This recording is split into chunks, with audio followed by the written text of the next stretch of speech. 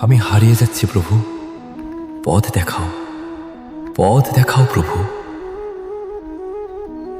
আজ আমি তোমাকে কোনো উপদেশ শোনাতে আসিনি।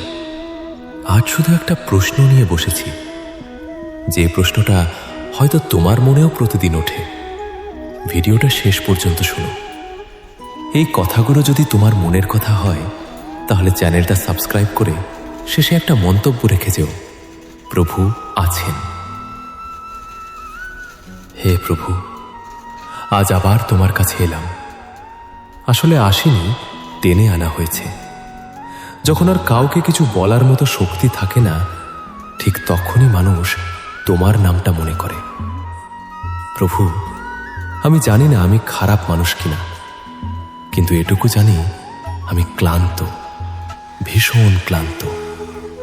প্রতিদিন নিজেকে শক্ত দেখানোর চেষ্টা করেছি, হেসেছি যখন ভেতরে ভেঙে যাচ্ছিলাম, বলেছি সব ঠিক আছে যখন কিছুই ঠিক ছিল না। প্রভু, এভাবে আর পারছি না। চারপাশে সবাই নিজের মতো ব্যস্ত, কারো কাছে আমার কষ্টের সময় নেই। আর আমি কাউকে দোষ দিই না, কারণ সবাই নিজের যুদ্ধ লড়ছে। কিন্তু আমার যুদ্ধটা যেন শেষই হয় না। আমি চেষ্টা করেছি প্রভু, ভাগ্যটা বদলাতে চেয়েছি, নিজেকে প্রমাণ করতে চেয়েছি, বারবার উঠে দাঁড়াতে চেয়েছি। কিন্তু যতবার উঠেছি ততবারই যেন আরো গভীরে পড়েছি।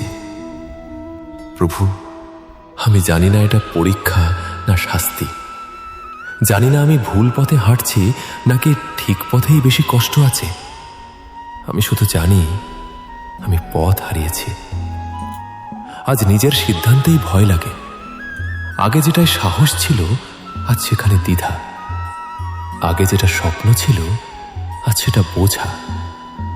প্রভু, এত দায়িত্ব, এত চাপ, এত না বলা কথা, সব মিলে আমি ভেঙে পড়ছি। কেউ বোঝে না, কারণ আমি কাউকে বোঝাতে পারিনি। আজ আমি বড় কিছু চাই না প্রভু, আমি অলৌকিক কিছু চাই না। আমি শুধু চাই একটা ইশারা, একটু বুঝিয়ে দাও আমি কোন দিকে যাব। এই জায়গায় দাঁড়িয়ে থাকব নাকি আবার শুরু করব। প্রভু, যদি আমার কপালে হারি লেখা থাকে, তাহলে আমাকে হারটা মেনে নেওয়ার শক্তি দাও। আর যদি এখনো কিছু বাকি থাকে, তাহলে সেই আশাটুকু নিভিয়ে দিও না। আমি ক্লান্ত প্রভু, কিন্তু আমি হাল ছাড়তে চাই না। শুধু আর একা লড়তে পারছি না।